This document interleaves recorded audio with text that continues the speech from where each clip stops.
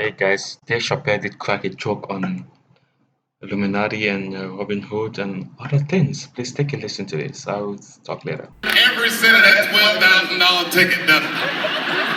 That's fantastic. Well, it's a pleasure to be here at the Illuminati bake sale or wherever this thing is that I'm at.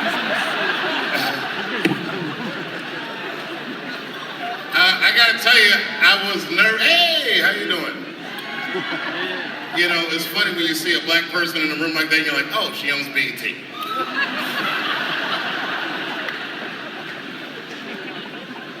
I normally don't do benefits. Not because I don't care, but because the crowds are historically stuffy. I don't like being judged. I love you, bro. In a very impersonal way, I should add. I can't even see who said that. I haven't been back in New York in a while, especially for something like this. I was here years ago, and He wanted to quiet himself so people know he's not gay. That's it was good. one of those times my wife was mad at me because I had said something terrible. These things happen in a marriage. We always say the meanest things to the people we love the most. And it's not that we mean them, it's just that we know that these people love us and they'll let us say these things. And it makes us feel better. So this particular time I was in town for a protest. It was during Occupy Wall Street. I wasn't here for Occupy Wall Street, I was here for a lesser known protest called Occupy Luxury Suite. It was day 6. I was bored, it was late in the afternoon, so I figured maybe I'd call some of my friends in New York and tell them I was in town, have a nice lunch. And I did. I called them up, we had made plans, and then I went outside to catch a cab. And that's when reality set in. I'm still black in America. It was 4 o'clock, it was hot. You know how New York gets in the summer when it's hot, it was that sweltering, do the right thing heat. And I'm standing out there trying to catch a cab, and I can't catch a cab to save my life. But then I remembered I was staying at a luxury suite, and there's a guy there that's supposed to help me out. So I go to him, and I say, sir, I'm having a very difficult time catching a cab, and I'm against the hotel. And he said, Mr. Chappelle, absolutely. Why don't you wait in the bushes, and I will get a cab for you. And I said, that's a great idea. So I hide in the bushes, and I'm waiting for this guy to catch a cab, and it's taking him a long time too. And while I'm waiting, I see a homeless guy. I'm assuming he's homeless. He looked disheveled, and he was digging in the trash, but very deliberately, not an idle sifting. This guy was on a mission. He was digging in the trash real hard, and I was staring at him. Not in a judgmental way. I was just looking at him like, damn, this guy's really digging in the trash. And as I said it, it was as if he heard me. And he looked directly at me while I was hiding in the bushes. And then he started walking directly towards me. And as he got closer, I could see that he recognized me. I could see him put my name together. Oh, not Chris. And as I got closer, on his face I saw hope What did he say? Not Chris? Did he mean Chris Rock or? and desperation. When he got real close, I couldn't take it anymore. It was too intimate. I screamed at him. I jumped out of the bushes. I said, don't come any closer. And he said, I just need some. I said, don't even finish that sentence. Get away from me. You stink. You stink, I said. And he looked at me and I saw fury in his eyes. And then I saw hurt. And then I saw resignation, like he remembered something. And then his eyes just drifted slowly down to his own tattered shoes. And instantly, when I saw that, I felt so much better. Just then my cab came and I jumped in my cab. I went uptown to a restaurant called Italy. It was fantastic. I highly recommend it. They serve huge portions. I couldn't even finish my lunch. And they comped my lunch. And then I was uptown, so I figured I'd do some shopping. And I did some shopping uptown. And then there I was at Columbus Circle, trying to catch a cab downtown. And again, racism reared its ugly head. I couldn't catch a cab downtown. remember, holy shit, I have $5 grand in cash on me. So I went across the street to Central Park South, and I caught a horse and buggy all the way from Central Park South back downtown to the village. It was beautiful. By this time, the sun was setting, and there was that orangish, purplish glow in the sky, and I had a blanket over my lap, concealing an erection that I had for absolutely no reason. It turned out to be a wonderful day. Then I got back to the hotel, and I guess who was across the street? Did he say catch a horse and a buggy in New York? Really? Do you have a lot of Amish folks over there? The same homeless guy that I had seen earlier. To be honest with you, the sight of him disgusted me. I ran to the hotel door, and the only thing that stopped me was I saw my own reflection in the glass. There I was, spaghetti sauce on my face from my expensive lunch, arms filled with shopping bags, and I must have Medusa'd myself because I stood there for a very long time. And then, the story's going nowhere, but the guy that helped me earlier saw me and he said, Mr. Chappelle, are you okay? Do you need some help with your bags? And I said, no, I don't. I need you to just keep an eye on me because I have to go across the street and take care of something. And I ran across the street to that homeless guy that I'd seen earlier. And as soon as he saw me, he was mad. He said, I said, look, man, I'm sorry. That's why I came over here. I just wanted to let you know that it was wrong for me to say that. And to be honest with you, I couldn't even smell you when I said it. I didn't know that you stunk, but you do stink now that I'm close. And I just wanted to let you know that I was wrong, and I'm sorry. And his eyes softened. Now I couldn't see any anger or anything. Matter of fact, I couldn't even read his expression. He just looked at me for a long time. It made me very uncomfortable. They said, you know, deep down, I think I'm around this area. Because I was hoping that I would run into you. I was going to punch you in the stomach. It takes a real man to know when he's wrong.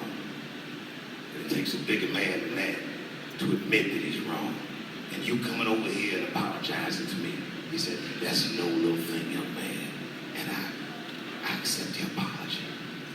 And I said, well, thank you very much, sir. And I don't mean this in a bad way, but I had a wonderful day today. I said it was a beautiful day. And the only time I felt bad on This guy always give gems. Sorry to cut this off, guys. Always give gems. It takes a real man to know when he's wrong, and it takes a big man to admit that he's wrong. What a gem, man. is when I thought about you. And he said, that's fucked up. I said, I know. But I did think about you when I was shopping, and I bought you something in case I might have saw you. He said, you bought something for me? I said, yes, I did. And I set all my shopping bags down, and he went up to that shopping bag, and he looked in there, he said, oh my God. I said, not that one, motherfucker, this one's for me. Then I handed him a Macy's bag. He said, oh my God, is this for me? He says, for you, go ahead, look. He said, this is a brand new lime green velour Sean John sweatsuit. I said, yep, same shit Puffy wears. And he said, man, thanks, young man. And he started to put it on right there on the street. I said, wait a minute, that's not all. Look in the pocket. They looked in the pocket, and he was like, is this a, I said, that's right, a marijuana cigarette? I said, yes, that's right.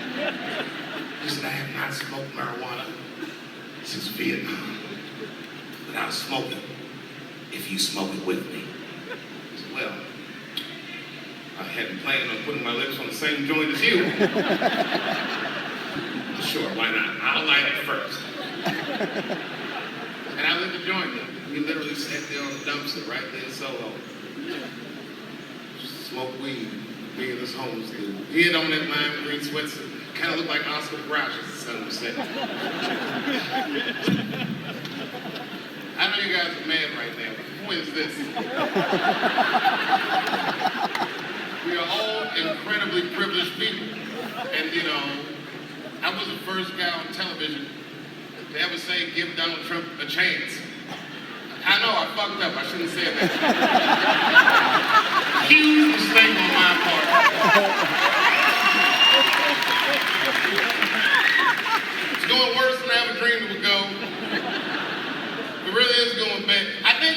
trouble. I think like I'm worried about his well-being as a dude.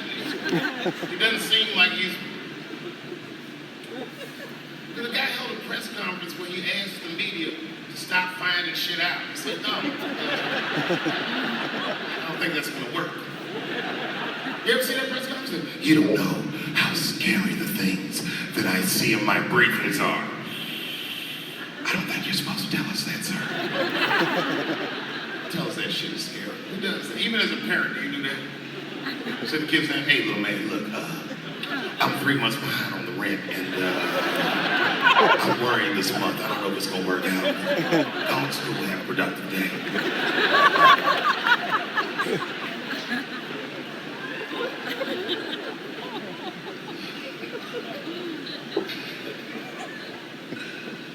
I don't know. Maybe the last few more months. Every day when you wake up, you never know what he's going to be next.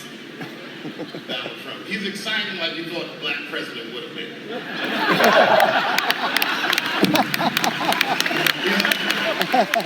action-packed in a way we never dreamed the president would be action-packed.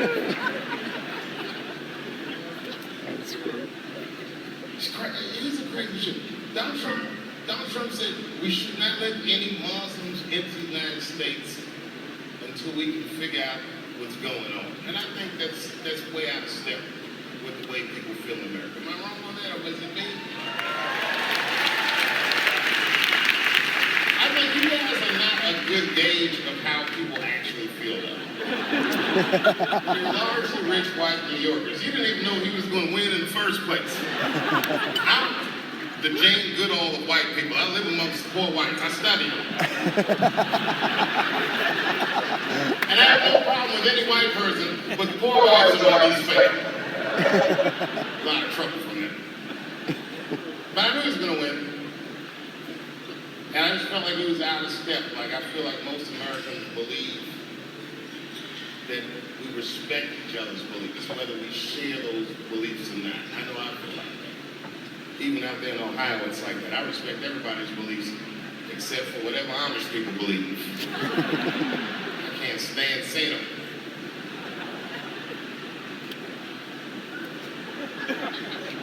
You see, I took a long pause because I meant that shit. I don't respect other beliefs. I was driving down the street and I stopped my Porsche whenever I see them horse and buggies. All the Amish people know me, not from television, just because I stop every time I see them. Ezekiel. He says, get away from me, E. Ezekiel, come on, bro. Are you sure? You sure God doesn't want you to have any of this technology? He said, you tried to tempt me like the devil. Devil! I'm trying to put you onto the game. I just went 30 miles in 25 minutes. It's a big world, Ezekiel. You don't even know what the weather's going to be tomorrow, do you? You don't even know there's a valuable Pokemon on your shoulder. Blink, tap, tap.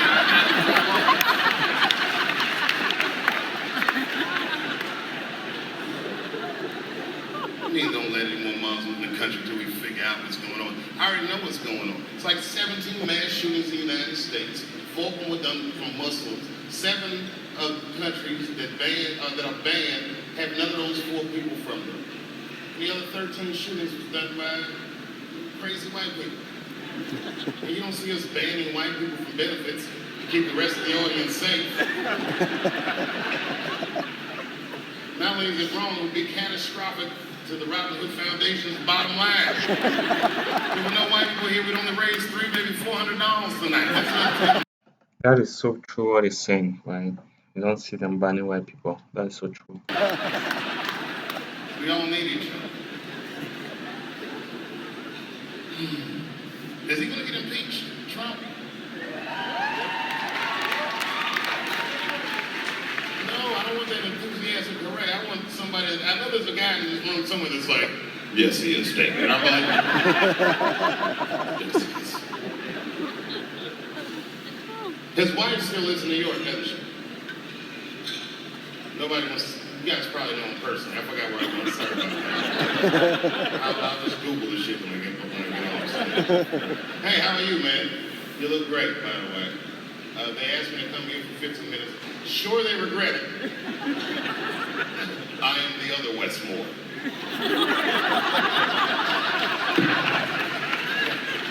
I read that. The other Westmore. I know Westmore's in here somewhere. Congratulations, West. Every time I see you, I'm impressed beyond my wildest dreams. Never met West personally, but I'm definitely impressed. You know, because I know West. Is that you? Hey, man, it's very good to meet you. What a gem, man. No, it takes a man to really go back to the next person and go apologize. And it takes a big man to admit your mistakes. What a great thing that he went back to him and apologized and told him he was sorry for saying all those things to him. It's really a great thing, and you don't really see that many people doing that though. Yeah, it is an awesome thing. Kudos to you, Dave Chappelle. What a gem! You really learned something. And when you see yourself in the mirror, reflect on seeing yourself in the mirror and try to treat everybody the same, treat other people equal. Because you never know who you meet. What an awesome gem. Anytime this guy speaks, he says something that will impact your life positively.